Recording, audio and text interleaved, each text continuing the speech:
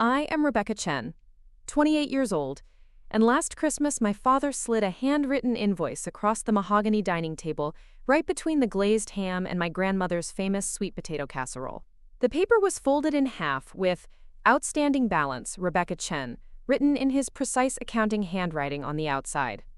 When I unfolded it, my hands trembling slightly from the wine and confusion, I saw an itemized list that made my stomach drop to my toes. Piano lessons from ages 6 to 14, $3, $200. Private tutoring for SATs, $1, $800. College application fees, $450. Emergency car repair sophomore year, $2, $100. Graduation party expenses, $890. Security deposit for first apartment, $1, $500. The total at the bottom, circled twice in red ink, read exactly $9, $940. My father had rounded it up to an even $10,000 and added a line that said, "Interest and administrative fees, $60. He expected me to pay him back for raising me. Before we jump back in, tell us where you're tuning in from, and if this story touches you, make sure you're subscribed, because tomorrow, I've saved something extra special for you."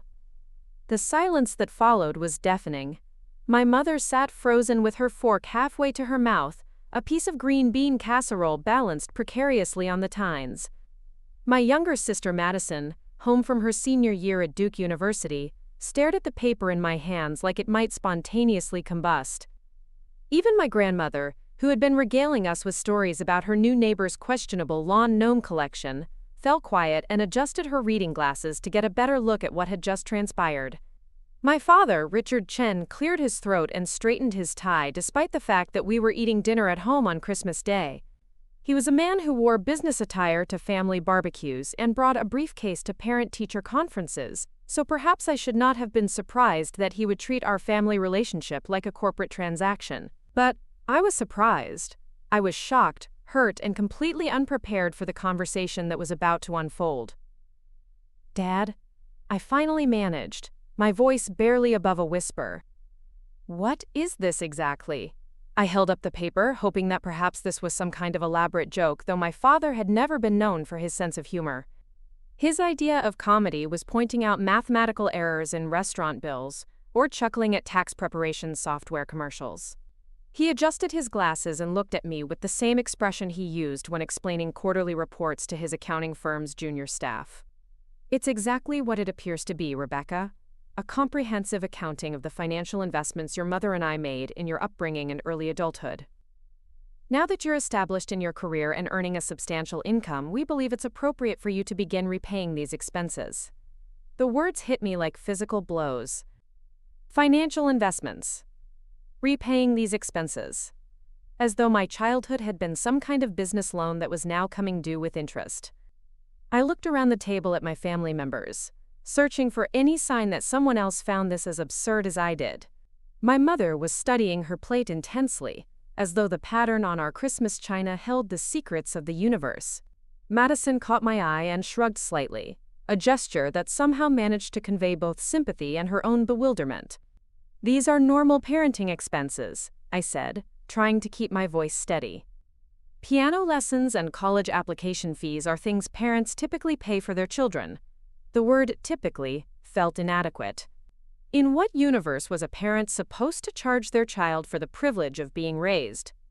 My father's expression didn't change. If anything, he seemed pleased that I was engaging with his proposal in what he probably considered a business-like manner. And traditionally, children grow up and move away and forget about the sacrifices their parents made for them. They start their own lives and rarely look back. Your mother and I have decided we're not comfortable with that arrangement anymore. There it was, the real issue hiding beneath the carefully itemized list. This wasn't actually about money at all, though my father would never admit that. This was about control, about finding a way to maintain his influence over my life, now that I had moved out and started making my own decisions.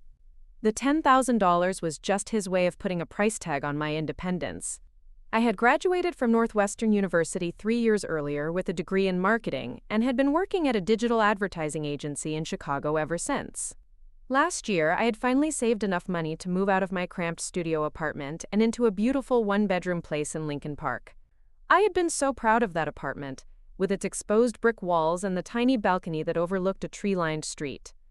It represented everything I had worked for since graduation: stability, independence, and the freedom to make my own choices about how to live my life.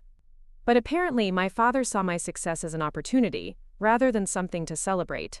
He had been making comments for months about how expensive it must be to live alone in such a nice neighborhood, how much money I must be making to afford such luxuries, and how fortunate I was to have received such a solid foundation from my parents.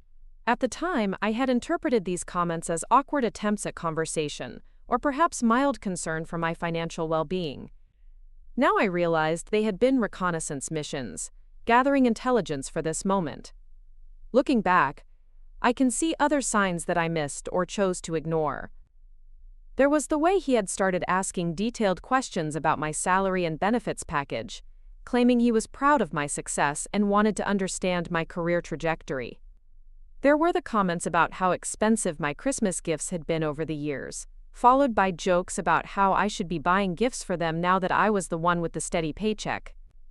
There was the increasingly frequent mention of friends whose adult children helped them with mortgage payments or vacation expenses, delivered with pointed looks in my direction. My mother, Rebecca Chen, had always been the mediator in our family, the one who smoothed over my father's rough edges and translated his emotional unavailability into something that resembled parental affection. She worked part-time as a bookkeeper for a local nonprofit and spent the rest of her time managing our household with military precision. She was the one who remembered birthdays, planned family vacations, and made sure we all showed up to extended family gatherings with appropriate gifts and pleasant attitudes. But now she sat silent, neither defending me nor supporting my father's bizarre financial proposal. Her neutrality felt like a betrayal, though I would later learn that she had been just as blindsided by this as I was. My father had apparently been developing his itemized list in secret, working on it in his home office late at night when the rest of us were asleep.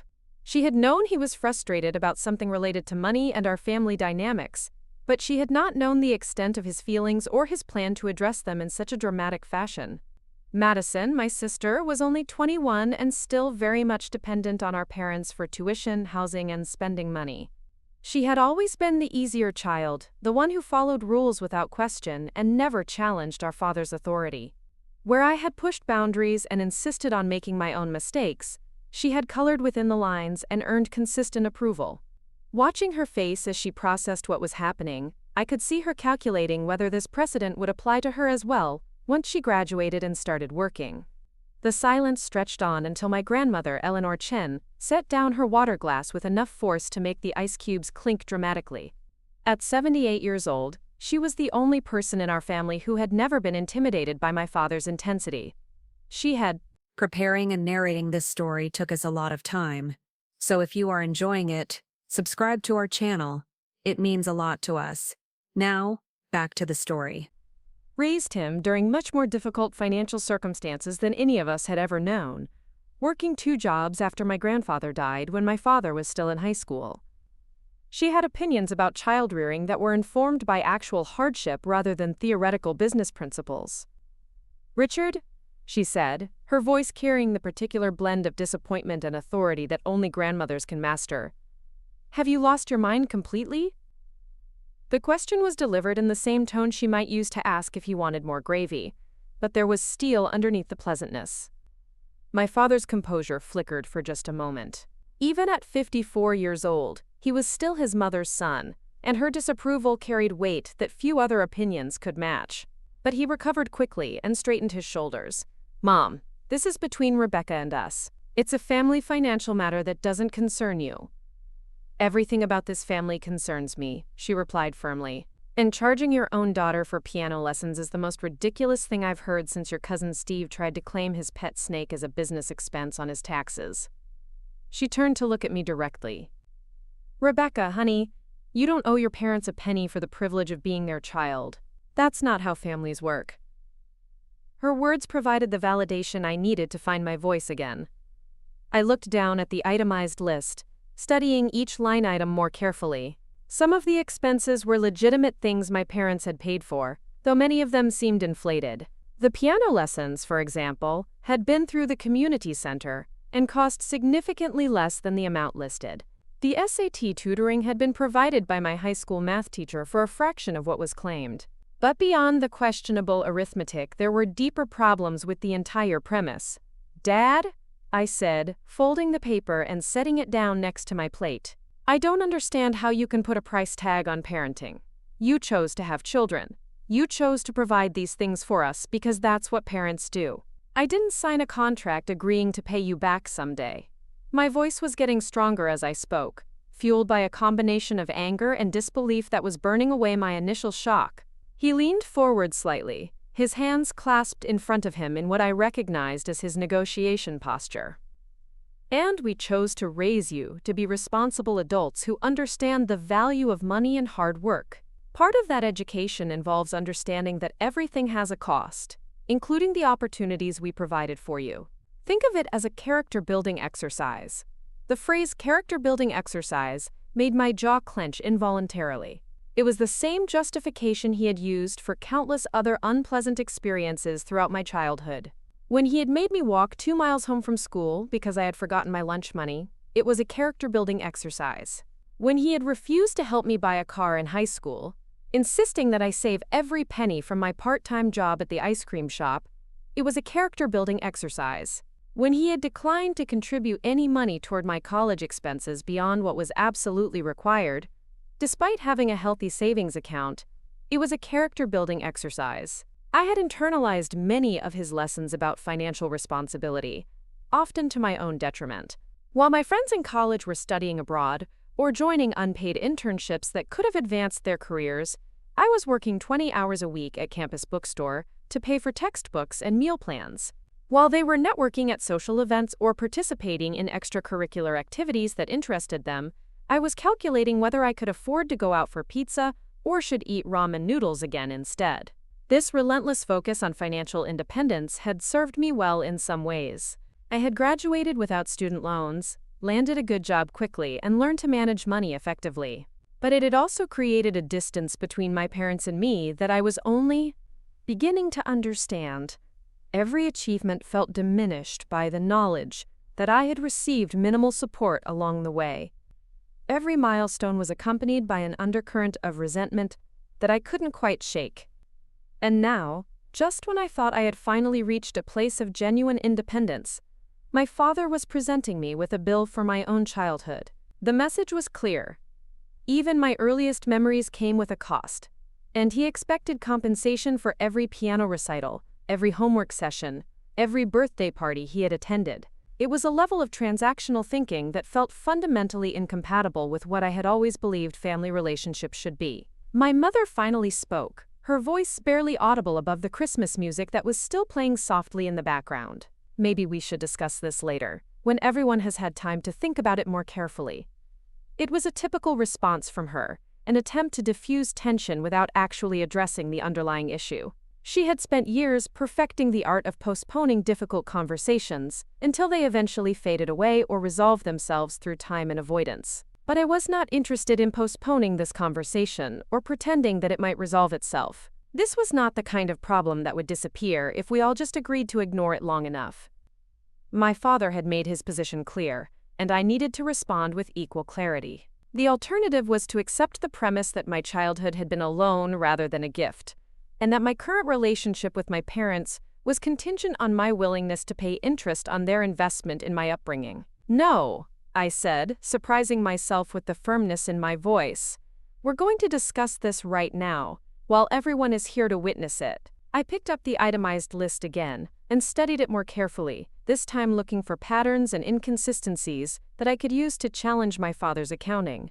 The first thing I noticed was that several of the expenses were rounded up to convenient numbers that suggested guesswork rather than actual record-keeping. The piano lessons were listed at exactly $400 per year for 8 years, which seemed suspiciously neat. The tutoring expenses were calculated at exactly $150 per month for 12 months, despite the fact that SAT prep typically lasted only a few months. The graduation party expenses included items that I distinctly remembered other family members contributing to, including my grandmother's catering and my aunt's decorations. But more fundamentally, the list included expenses that were clearly normal parenting costs, rather than extraordinary investments deserving of repayment. The college application fees, for example, totaled less than $500 spread across multiple schools. This was not a significant financial burden for a family with my parents' income level, nor was it an unusual expense for parents of college-bound students. Including it on the list seemed petty and vindictive, as though my father was retroactively punishing me for having academic ambitions. The emergency car repair was perhaps the most galling item on the list. During my sophomore year of college, the transmission had failed on the used Honda Civic that I had purchased with my own money from my high school job. I had called my parents in tears, stranded at a gas station 3 hours away from campus with no way to get back to school and no money to pay for the repair. My father had agreed to cover the cost, but only after a lengthy lecture about the importance of maintaining an emergency fund and keeping up with preventative maintenance. At the time, I had been so grateful for his help that I had overlooked the condescending tone and focused only on the relief of having a solution to my crisis. Now, seeing that repair bill presented as a debt that I owed him, I felt a retroactive humiliation that made my cheeks burn. He had kept track of that moment of vulnerability and filed it away as evidence of my financial irresponsibility, instead of remembering it as an opportunity to help his daughter during a difficult time. He had recorded it as a business transaction that would eventually require settlement. "I have some questions about your accounting," I said, holding up the paper so that everyone at the table could see it. "First, where did these numbers come from? Do you have receipts and documentation for all of these expenses, or are you estimating?" My father's slight hesitation before responding told me everything I needed to know. "I've maintained careful records over the years," he said, but his tone lacked the confidence he had displayed earlier. "Some of the exact amounts may be approximations, but they're based on reasonable calculations of the actual costs involved." "Reasonable calculations," I repeated, letting the phrase hang in the air for a moment. "So you're asking me to pay you back for expenses that you may or may not have actually incurred, based on numbers that you may or may not have actually tracked, for services that you were legally and morally obligated to provide as my parent." When I put it that way, the absurdity of his proposal became even more apparent. Madison was watching this exchange with wide eyes, probably wondering whether she should excuse herself from the table or stay to see how it ended. My grandmother was nodding approvingly at my questions, clearly pleased to see me challenging my father's logic. My mother was still staring at her plate, but I could see that she was listening intently to every word. I decided to take a different approach. Instead of continuing to argue about the principle of charging your child for parenting expenses, I would engage with my father's love of detailed financial analysis. If you wanted to treat our family relationship like a business transaction, then I would examine that transaction with the same scrutiny I would apply to any other financial proposal.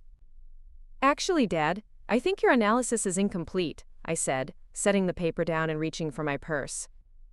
"If we're going to do a comprehensive accounting of financial obligations between us, we need to include all the relevant data, not just the expenses that support your conclusion." I pulled out my phone and opened the Notes app, preparing to create my own itemized list.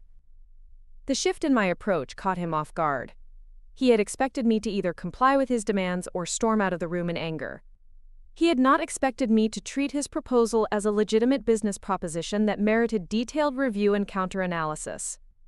For the first time since he had handed me the invoice, he looked uncertain about the direction our conversation was heading. "What do you mean?" he asked, his voice cautious.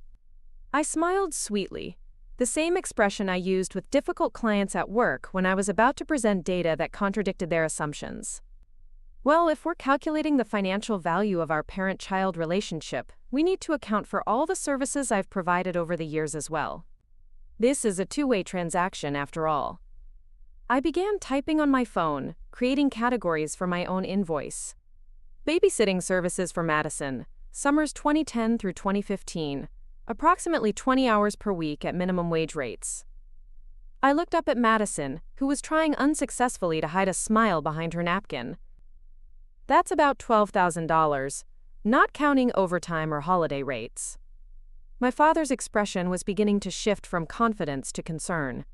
"That's ridiculous. You were part of the family. It wasn't a job." "Oh, but Dad," I said, maintaining my sweet tone. I thought we were treating family obligations as financial transactions now. Isn't that what this is all about? I continued typing. Household chores and maintenance, including lawn mowing, snow shoveling, house cleaning, and pet care, ages 12 through 18. Market rate for those services would be approximately $8,000. You're being deliberately obtuse, he said, his voice taking on the sharp edge that I remembered from childhood arguments. These situations are not comparable. Aren't they? I asked. Help me understand the difference. You provided services for me as a child, and you're expecting compensation. I provided services for the family as a child and teenager, so why shouldn't I expect compensation as well? I was starting to enjoy this exercise, partly because it was highlighting the logical inconsistencies in his position, and partly because it was clearly making him uncomfortable. My grandmother was no longer trying to hide her amusement. This is the most entertaining Christmas dinner conversation we've had in years, she said, reaching for the wine bottle to refill her glass. Rebecca, dear, what else is on your list? I was glad she asked because I was just getting started. Years of working in advertising had taught me the importance of thorough research and comprehensive data analysis. If my father wanted to play accountant with our family history, then I would give him an accounting that he wouldn't forget. Transportation services, I continued, consulting my phone as though I was reading from actual records. Driving Madison to soccer practice, dance lessons, friends' houses, and various other activities when you and Mom were working. Approximately 1,500 miles per year for 6 years, at current IRS mileage rates, plus time and labor costs. That's another $4,000. Madison was openly laughing now, which seemed to encourage me to continue. Academic tutoring services provided to Madison in mathematics and science, approximately 2 hours per week for 4 years of high school. Based on current tutoring rates in our area, that's worth about $6,000.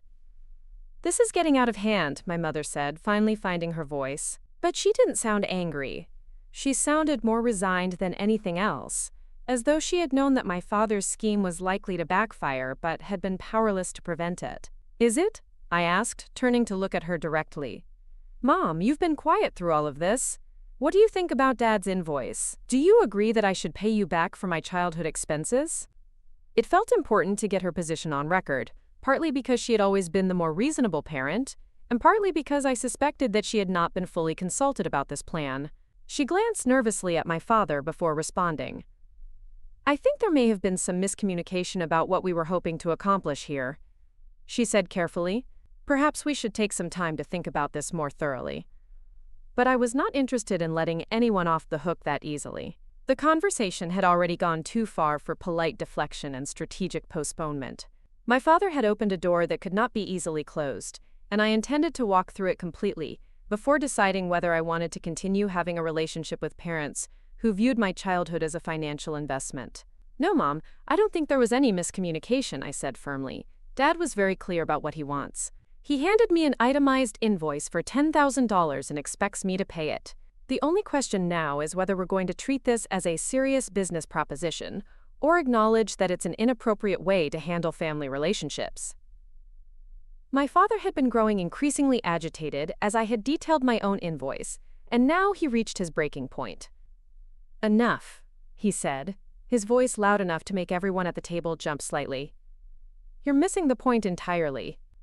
This isn't about keeping score or calculating who owes what to whom. This is about respect and gratitude and understanding that your success didn't happen in a vacuum.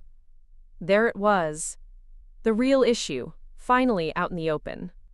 This wasn't actually about money, just as I had suspected from the beginning.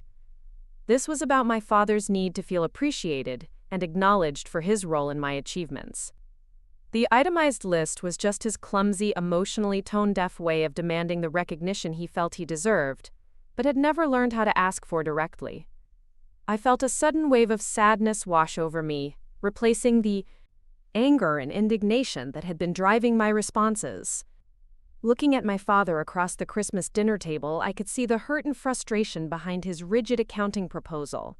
He was a man who had worked hard to provide for his family, and had watched his eldest daughter move away and build a life that increasingly didn't include him.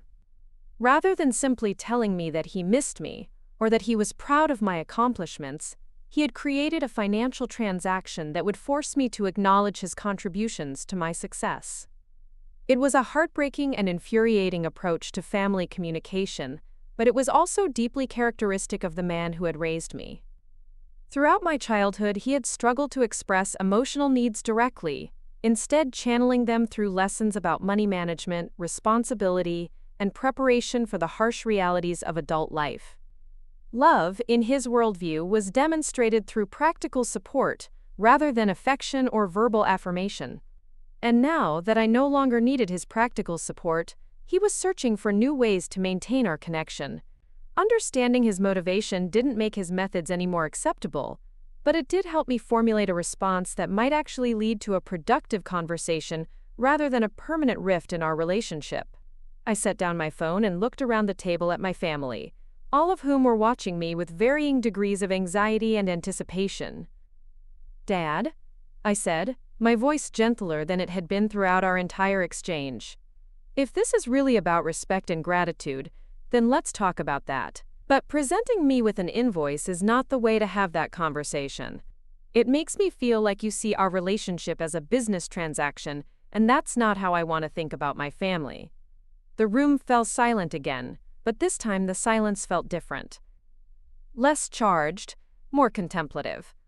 My father's shoulders sagged slightly, as though some of the fight had gone out of him.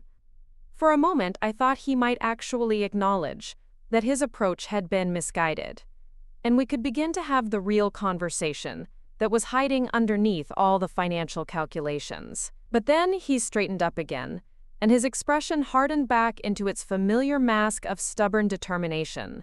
"The invoice is simply a tool to help you understand the scope of our investment in your future," he said, his voice back to its earlier formality. "Whether you choose to honor that investment is up to you." And with those words I realized that we had reached an impasse that could not be resolved through further discussion. My father was not interested in exploring the emotional underpinnings of his proposal or finding alternative ways to address his need for recognition and connection. He was committed to his position and expected me to either comply with his demands or accept the consequences of refusing them. The consequences, I understood, would likely include a significant cooling of our relationship and possible exclusion from future family gatherings. It was a risk I would have to carefully consider before deciding how to respond. But one thing was already clear. I was not going to pay my father $10,000 for the privilege of being his daughter. That much was non-negotiable. I folded his invoice in half and slipped it into my purse, a gesture that seemed to surprise everyone at the table. "I'm going to need some time to think about this," I said, standing up from my chair. "Thank you for dinner, Mom." It was delicious as always. I kissed my grandmother on the cheek and squeezed Madison's shoulder as I walked past her chair. "Rebecca?" my father called after me as I headed toward the front door. "Where are you going? We haven't finished our conversation." I turned back to look at him one last time. "Yes, we have," I said quietly. "You've made your position clear, and now I need to decide how to respond. I'll be in touch soon." And with that, I walked out of my childhood home on Christmas Day, leaving behind a family dinner that had fundamentally changed the nature of my relationship with my parents. The cold air hit my face as I stepped outside, and I realized that I was shaking with adrenaline and emotion.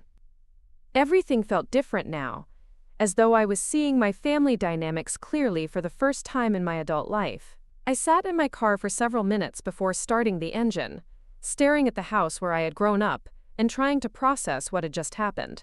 Through the front window, I could see my family still gathered around the dining room table, probably discussing my dramatic exit and trying to figure out what would happen next. Part of me wanted to go back inside and pretend that the entire conversation had never happened, to return to the familiar patterns that had governed our relationships for so many years. But I knew that option was no longer available to me. My father had fundamentally altered the terms of our relationship, and there was no way to unknow what I now knew about how he viewed my childhood and our current connection. Whatever happened next, it would be based on a new understanding of where we stood with each other, and I would need to decide whether that new dynamic was something I could accept or something I needed to actively challenge. The drive back to my apartment in Lincoln Park felt surreal. like I was moving through a dream where familiar landmarks had taken on strange new meanings. The Christmas lights strung across the storefronts seemed too bright, the holiday decorations too cheerful for the dark mood that had settled over me. I kept replaying the conversation in my mind, searching for signs that I had misunderstood something or overreacted to what might have been an awkward joke. But no matter how many times I reviewed the details, the conclusion remained the same. My father had seriously expected me to write him a check for $10,000 as reimbursement for my childhood. When I finally reached my apartment, I poured myself a generous glass of wine and spread my father's invoice out on my kitchen counter under the bright pendant lights. Reading through the itemized list again, I felt a mixture of anger and determination crystallizing into something more focused and strategic. If my father wanted to play accountant with our family history, then I would give him an accounting that was so thorough and well documented that he would never again question the value of what our relationship had been worth over the years. I opened my laptop and created a new spreadsheet, titling it Chen Family Financial Analysis, Complete Transaction History. If he could spend months compiling his list of parental expenses, then I could certainly invest the time necessary to compile a comprehensive counter-analysis. But unlike his estimates and approximations, my calculations would be based on actual research, market rates, and documented evidence wherever possible. The first step was to verify the accuracy of his claimed expenses. I started with the piano lessons, since those were the largest single item on his list and also the most verifiable. I called Mrs. Patterson, my former piano teacher, who still lived in the same house where I had taken lessons for 8 years. She was delighted to hear from me and eager to catch up on my life since high school. But she was also able to provide exact information about her rates during the years I had studied with her. According to Mrs. Patterson, her fee had been $25 per lesson in the early years and had gradually increased to $35 per lesson by the time I stopped taking lessons in 8th grade. With lessons occurring weekly during the school year but not during summers, the total cost would have been approximately $2,000 over 8 years, not the $3,200 my father had claimed. His number was inflated by more than 50%, which suggested either faulty memory or deliberate exaggeration. The SAT tutoring numbers proved even more problematic when I contacted Mr. Rodriguez, my high school math teacher who had provided the tutoring. He explained that he had charged my parents a flat fee of $400 for a 6-week intensive preparation course, not the $1,800 my father had listed. The actual tutoring had taken place during my junior year and had lasted only 6 weeks, not the full year that my father's calculations implied. Each discrepancy I discovered made me more determined to create a complete and accurate picture of our family's financial relationship. I spent the next several days reaching out to various service providers, reviewing old bank statements that my parents had given me for tax purposes during college, and researching current market rates for all the services I had provided to my family over the years. The babysitting calculation proved particularly interesting when I applied actual minimum wage rates and overtime provisions.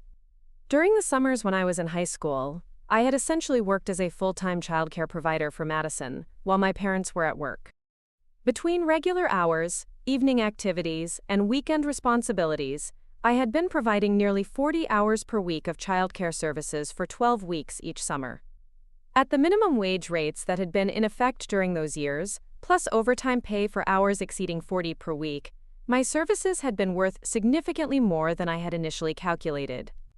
But the real revelation came when I started researching the broader context of parent-child financial relationships and discovered that what my father was proposing was not only unusual but potentially legally problematic. In most jurisdictions, parents have a legal obligation to provide for their minor children's basic needs, including education, healthcare, and reasonable extracurricular activities. Attempting to charge adult children for these basic parenting responsibilities could potentially be viewed as a form of financial abuse or coercion. I spent an entire evening reading articles about family financial dynamics and discovered that I was not alone in dealing with parents who used money as a tool for control and manipulation. There were support groups for adults whose parents had used financial leverage to maintain unhealthy levels of influence over their children's lives. There were legal advice forums where people discussed similar situations involving parents who had attempted to bill their adult children for childhood expenses. The more I read, the more I understood that my father's invoice represented a pattern of behavior that extended far beyond our current disagreement. Throughout my childhood and adolescence, He had used money as a way to teach lessons, enforce compliance, and maintain authority. The character-building exercises he had been so fond of had all involved financial consequences or rewards tied to my behavior and choices. Even positive experiences, like family vacations or special purchases, had often come with lectures about cost and value that made them feel more like business transactions than expressions of family love. I began to see connections between his current demand for repayment and smaller incidents throughout my life that had made me feel uncomfortable without fully understanding why. There was the time he had made me sign a formal contract outlining the terms and conditions for borrowing his car during high school, complete with penalty clauses for late returns or maintenance issues. There was the way he had insisted on charging me rent when I lived at home during college breaks, even though my summer jobs barely covered my school expenses and textbooks. Most telling of all was the way he had handled my college graduation party. I had assumed that he was genuinely proud of my academic achievements and wanted to celebrate them with our extended family and friends. But his invoice revealed that he had been keeping careful track of every expense associated with that celebration, treating it as an investment in my future success rather than a genuine expression of parental pride. The revelation made me feel retroactively humiliated and manipulated. Armed with this new understanding of our family dynamics and a growing file of documented evidence about the actual costs and values involved in our relationship, I decided to take a more strategic approach to responding to my father's demands. Rather than simply refusing to pay or engaging in another emotional confrontation, I would present him with a comprehensive business proposal that addressed his concerns while protecting my own interests and establishing healthier boundaries for our future relationship. I worked for 3 days straight, treating my response like the most important marketing campaign of my career. I researched comparable situations, gathered supporting documentation, and created a presentation that was professional, thorough, and impossible to dismiss as emotional overreaction. When I was finished, I had a 40-page document that included detailed financial analysis, legal research, and specific recommendations for how we could move forward. The cover letter began with a professional tone that matched my father's own approach to business correspondence. "Dear Dad," I wrote, "thank you for your invoice dated December 25th regarding outstanding financial obligations related to my childhood and early adulthood. I have conducted a thorough review of your claims and have prepared a comprehensive response that addresses the various issues raised in your proposal." I went on to detail each discrepancy I had found in his calculations, providing documentation from the actual service providers wherever possible. The piano lessons section included copies of Mrs. Patterson's original records, showing the actual fees charged. The SAT tutoring section included a letter from Mr. Rodriguez, confirming the scope and cost of the services he had provided. I had even tracked down receipts for some of the other expenses, including the graduation party costs, which showed that his numbers were consistently inflated.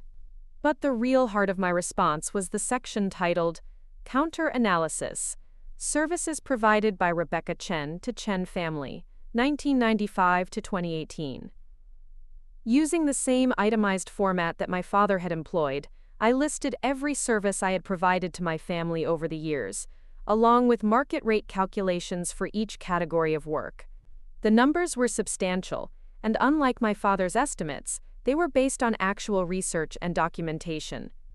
Childcare services alone totaled more than $15,000 when calculated at professional rates, and included all the evenings, weekends, and summer days I had spent caring for Madison. Household maintenance and cleaning services added another $8,000 based on current rates for lawn care, house cleaning, and general maintenance work. Academic tutoring services for Madison came to nearly $7,000 calculated at the rates charged by professional tutoring companies in our area. But I didn't stop there. I also included categories that my father had not considered in his original analysis.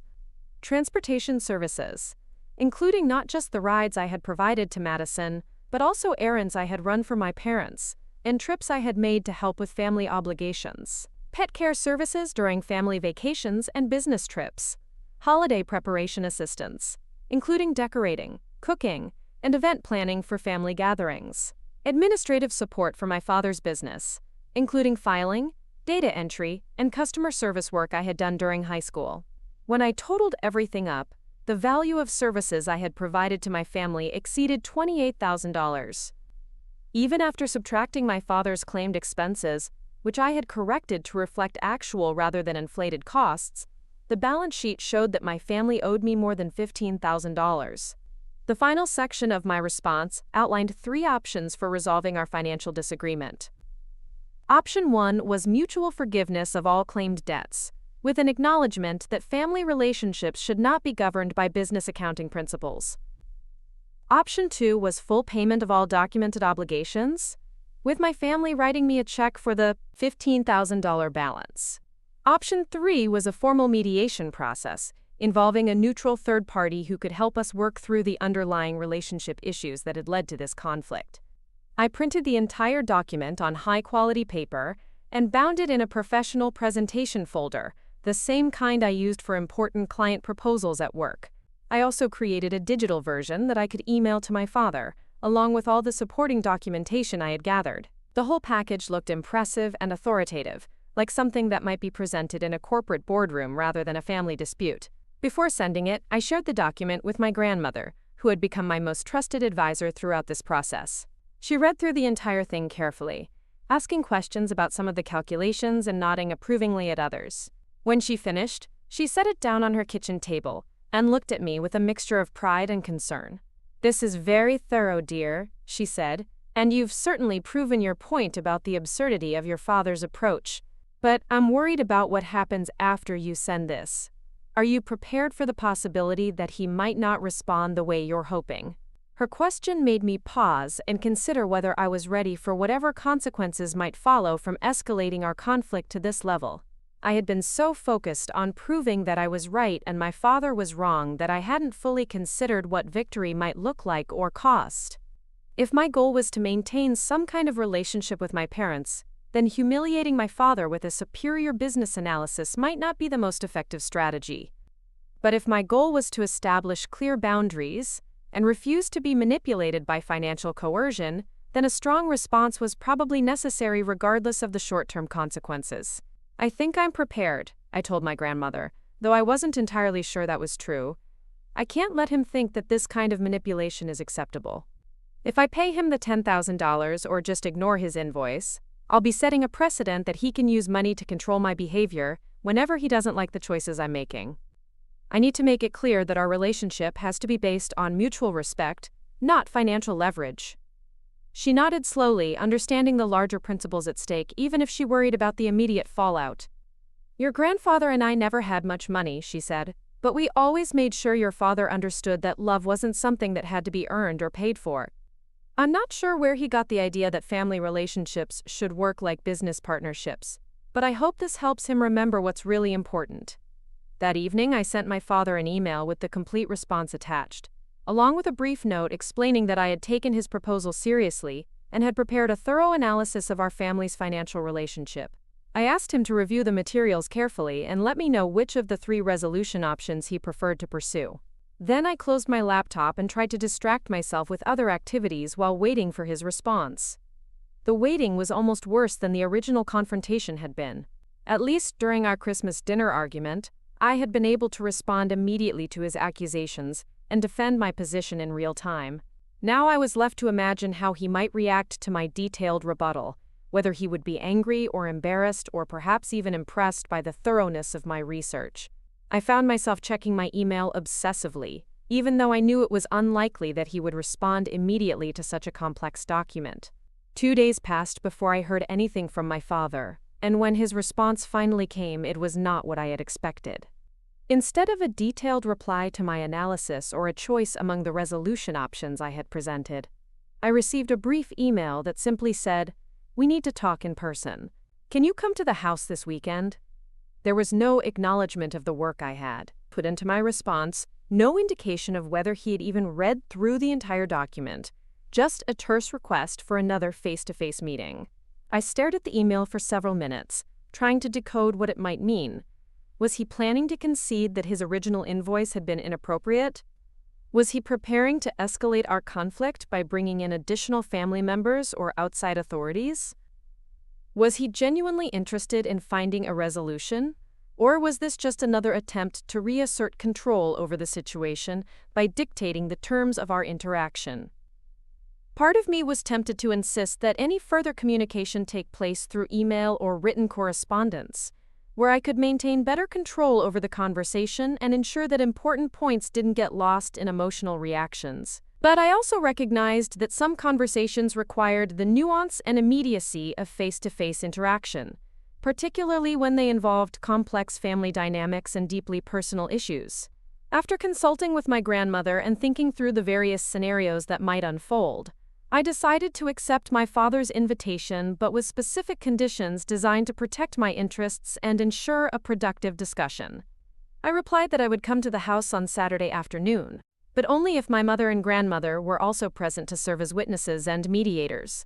I also requested that he prepare a written response to my analysis before our meeting, so that we could discuss specific points rather than rehashing general grievances.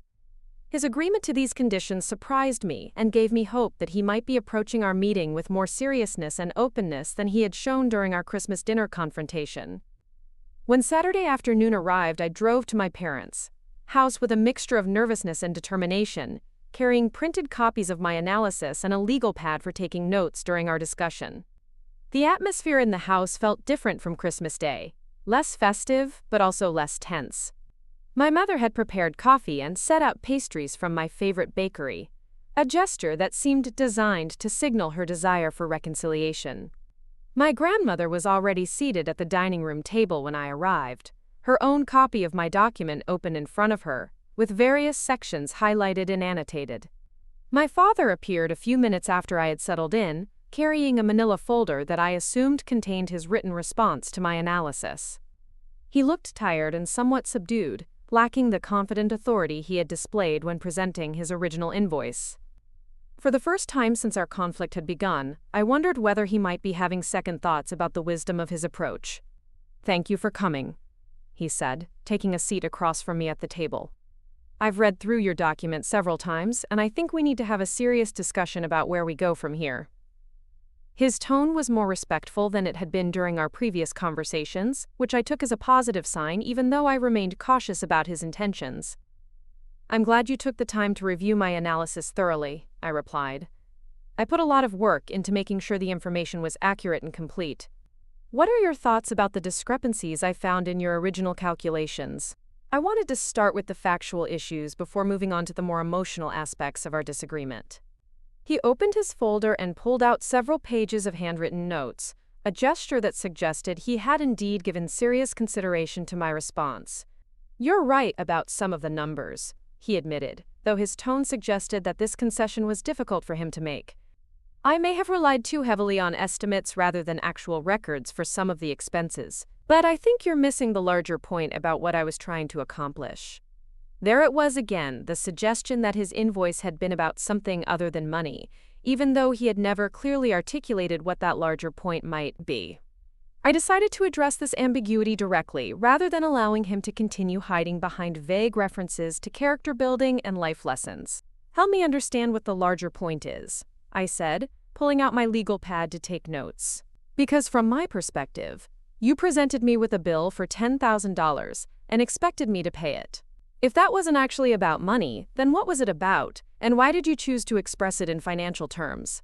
I was genuinely curious about his answer, partly because I wanted to understand his motivations, and partly because I thought forcing him to articulate his goals might help him recognize the problems with his approach.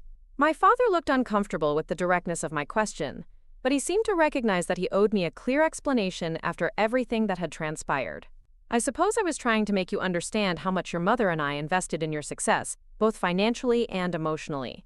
Sometimes it feels like you take those investments for granted, like you assume your achievements are entirely the result of your own efforts without acknowledging the foundation we provided." His answer confirmed what I had suspected about his underlying motivations, but it also revealed how poorly he understood the impact of his approach on our relationship. "Dad," I said gently, "if you wanted me to acknowledge your contributions to my success, there were many ways you could have asked for that recognition without presenting me with an invoice. You could have told me directly that you felt unappreciated, or asked me to spend more time with the family, or shared specific memories of times when you felt proud of my accomplishments. I paused to let that sink in before continuing. But when you demand payment for parenting expenses, you're not asking for recognition or gratitude.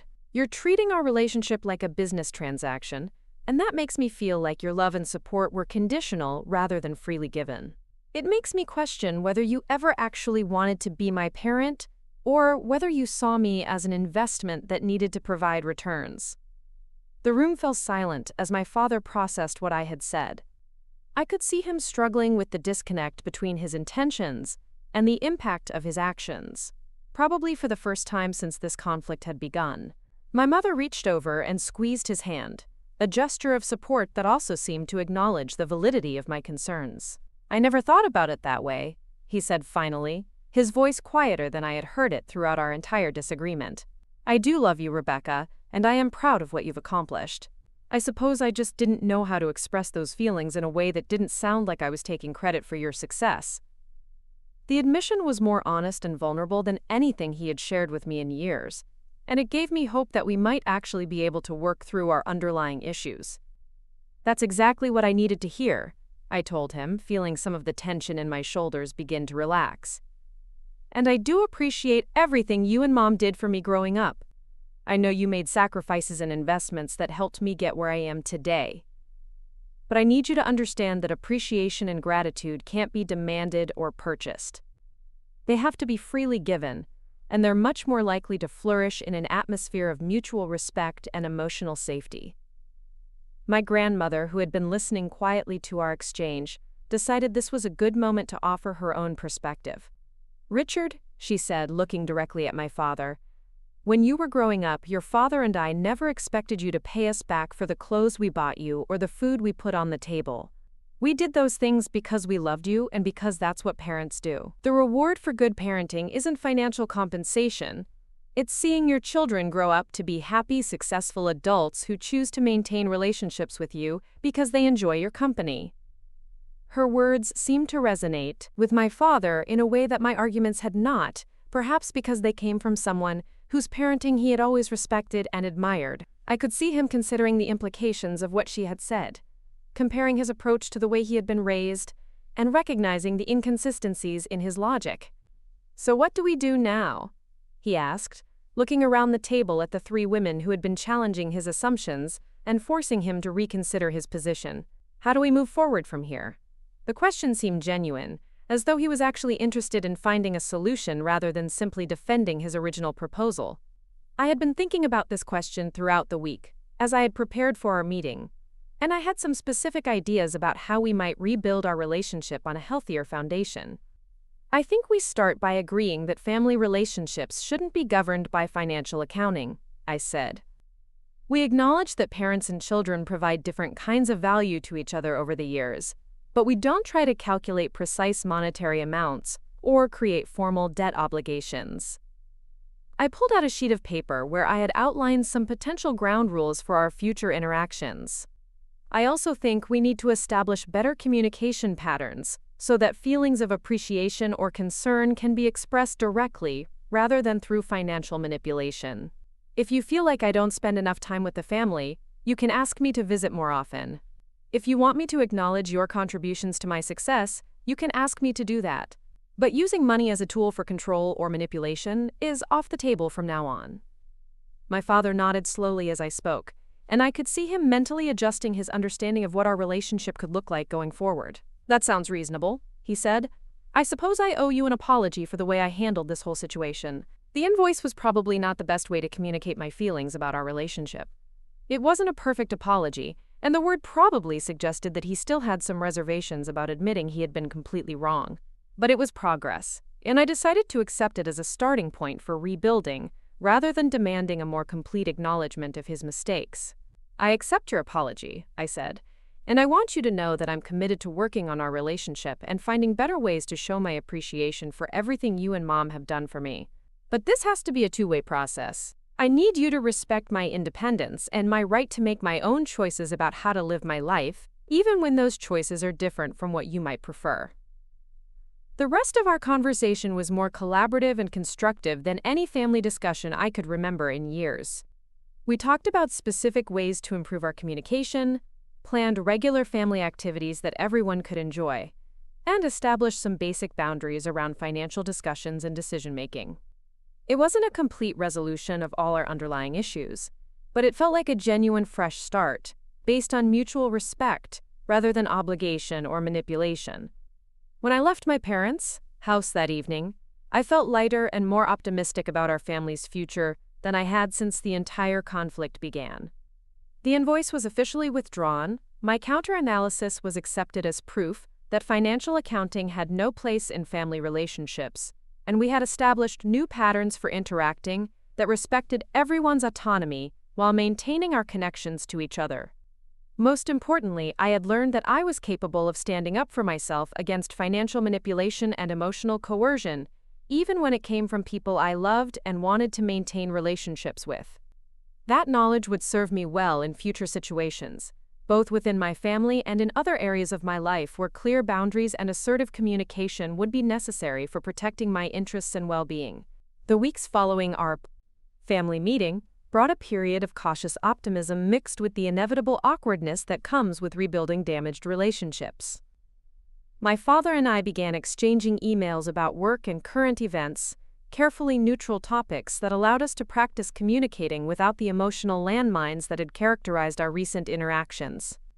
My mother called more frequently, though our conversations still carried an undercurrent of uncertainty as we both learned to navigate this new dynamic. Madison returned to Duke after winter break, with a deeper understanding of our family's complexities, having witnessed firsthand the confrontation that had forced us all to examine our assumptions about money, love, and obligation. She called me one evening in late January to talk through her own concerns about what our father might expect from her once she graduated and started working. "Do you think he'll try the same thing with me?" she asked, her voice carrying a worry that I recognized from my own recent experience. "I mean, he's paying for my college and my apartment and basically everything right now. What if he decides I owe him for all of that too?" Her question made me realize that our family's healing process would need to include protecting Madison from the same financial manipulation that had nearly destroyed my relationship with our parents.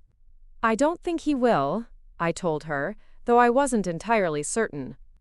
I think our conversation helped him understand that using money as a tool for control damages relationships rather than strengthening them. "But if he ever tries anything like that with you, call me immediately.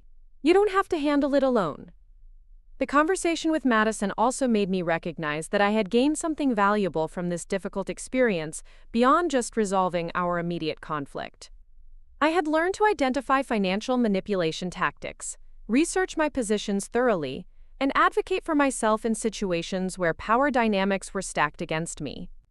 These skills would serve me well in professional contexts as well as personal ones, and I felt more confident about my ability to handle future challenges that might arise. At work, I found myself applying lessons from my family crisis to client relationships and internal negotiations.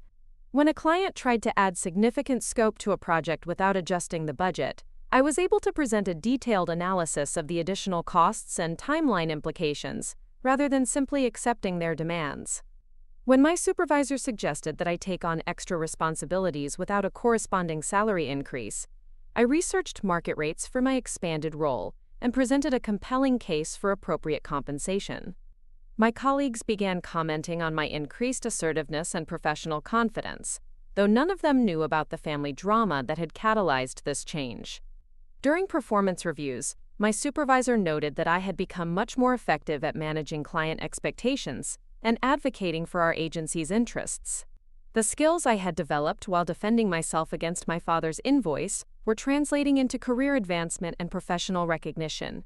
By spring, my relationship with my parents had settled into a new pattern that felt more balanced and respectful than anything we had experienced during my adult life. We established a routine of monthly family dinners, where everyone contributed to the cooking and conversation flowed more naturally than it had in years. My father seemed genuinely interested in hearing about my work projects and career goals, asking questions that demonstrated curiosity rather than judgment. The real test of our progress came when I decided to move to a larger apartment in a more expensive neighborhood. In the past, such a decision would have triggered lectures about financial responsibility and warnings about the dangers of lifestyle inflation. I braced myself for criticism when I announced my plans during one of our family dinners, but my father's response surprised me. "That sounds like a great opportunity," he said, asking thoughtful questions about the neighborhood and the apartment's features, rather than interrogating me about the financial implications. "Will you need any help with the moving process?" I still have the truck we used when Madison moved into her dorm. His offer of practical support without strings attached felt like a genuine gesture of care, rather than an attempt to create future leverage. The moving day became a family project that demonstrated how much our dynamics had changed. My father and I worked side by side loading furniture and boxes, engaging in easy conversation about home improvement projects and neighborhood recommendations. My mother packed kitchen items with careful attention to preventing breakage, sharing stories about her own apartment hunting experiences when she was my age. Madison recruited some of her college friends to help with the heavy lifting, turning the entire process into a social event that felt more like a celebration than a chore. When everything was moved and unpacked, my parents stayed for dinner at my new place, admiring the increased space and improved natural light. As we sat around my dining table eating pizza and discussing plans for decorating the apartment, I realized that this was the kind of family relationship I had always wanted, but had never known how to create. We were interacting as adults who genuinely enjoyed each other's company, rather than as participants in an obligation-based hierarchy. The conversation naturally turned to future plans and aspirations, with everyone sharing updates about work projects, travel ideas, and personal goals. When my father mentioned that he was considering expanding his accounting practice to include financial planning services, I found myself offering to help with marketing strategy and social media presence. The offer was genuine rather than dutiful, motivated by interest in his success rather than fear of disappointing him. This exchange highlighted another important change in our relationship. I was now able to offer help and support from a position of choice rather than obligation. My contributions to family activities felt meaningful because they were freely given rather than extracted through guilt or manipulation. My father seemed to recognize and appreciate this difference, accepting my offers of assistance with gratitude rather than expectation. Summer brought new opportunities to test and strengthen our improved family dynamics. My grandmother's 81st birthday called for a significant celebration, and the planning process became a collaborative effort that showcased everyone's strengths and interests. Madison took charge of decorations and entertainment, drawing on her college event planning experience to create a festive atmosphere. My mother coordinated with extended family members and managed the complex logistics of hosting 30 people. My father handled the financial arrangements with vendors and venues without making anyone feel guilty about the expenses involved. My role in the planning process emerged naturally from my professional skills and personal interests. I developed a comprehensive timeline for the event, created a menu that balanced my grandmother's preferences with dietary restrictions of various family members, and coordinated with caterers and rental companies to ensure everything would be executed smoothly. The work felt rewarding because it was valued and appreciated rather than taken for granted. The birthday celebration itself exceeded everyone's expectations, creating new family memories that felt joyful and authentic rather than performed for appearances. My grandmother gave a speech thanking everyone for their contributions to the event, specifically mentioning how proud she was of the way our family had learned to work together and support each other. Her words carried special meaning for my father and me, acknowledging the progress we had made in rebuilding our relationship. During the cleanup process after the party, my father and I found ourselves working together in the kitchen, washing dishes and packing leftover food. The conversation flowed easily between practical matters and more personal topics, creating a sense of comfortable companionship that had been missing from our relationship for years. When he thanked me for all the work I had put into making the celebration special, his gratitude felt genuine and unencumbered by expectations for future reciprocation. As autumn approached, marking nearly a year since our Christmas dinner crisis, I reflected on how fundamentally our family relationships had changed.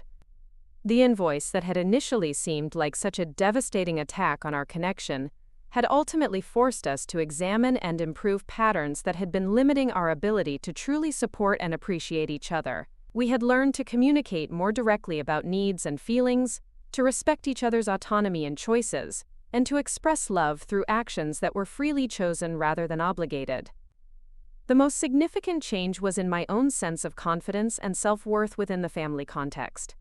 I no longer felt like I had to earn love and approval through perfect behavior or constant accommodation of others' preferences. I could disagree with my parents' opinions, make choices they might not fully understand, and still maintain loving relationships with them. This security allowed me to be more generous with my time and attention because I knew my contributions were valued rather than expected.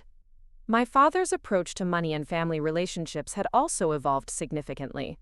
He still valued financial responsibility and careful planning, but he no longer used money as a tool for control or manipulation. When Madison needed help with an unexpected car repair during her senior year, he provided the assistance without lecture or documentation for future repayment. When my mother wanted to take a painting class that seemed expensive for the amount of instruction provided, he supported her decision without questioning the value proposition. These changes didn't happen overnight, and there were occasional setbacks when old patterns temporarily reasserted themselves.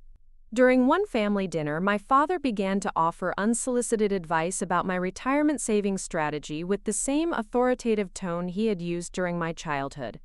I was able to redirect the conversation by acknowledging his expertise while asserting my right to make my own financial decisions.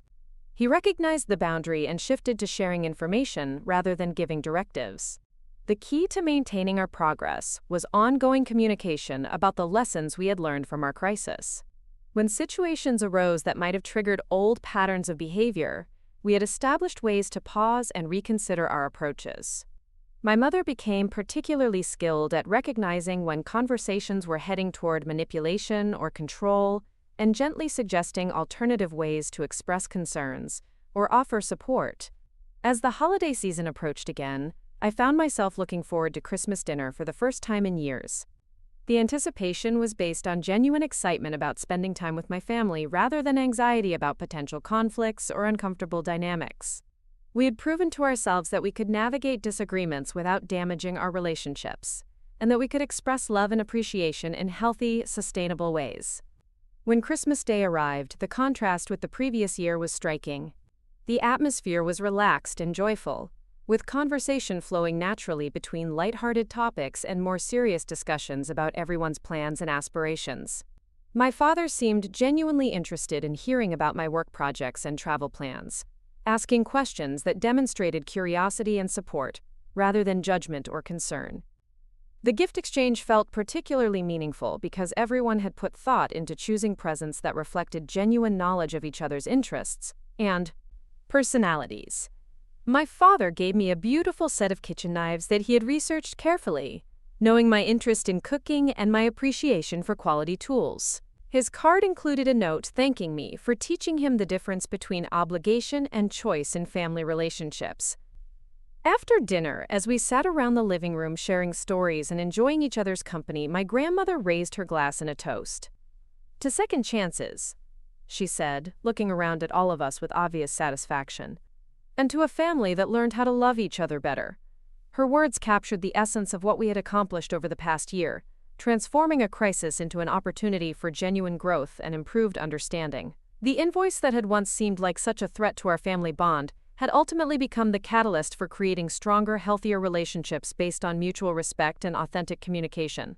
I had learned to advocate for myself without destroying important connections, my father had learned to express love without using financial leverage, and our entire family had discovered new ways to support each other that felt sustainable and rewarding for everyone involved. Looking back on that difficult Christmas morning when I first received my father's itemized bill, I could see how much stronger and more confident I had become through the process of defending my boundaries and advocating for respectful treatment. The skills I had developed and the insights I had gained about family dynamics would continue to serve me well in future relationships and challenges. Most importantly, I had learned that authentic family connections require courage to address problems directly, rather than hoping they will resolve themselves through time and avoidance. By refusing to accept financial manipulation and insisting on healthier communication patterns, I had created space for genuine love and appreciation to flourish in our family relationships. Up next, you've got 2 more standout stories right on your screen.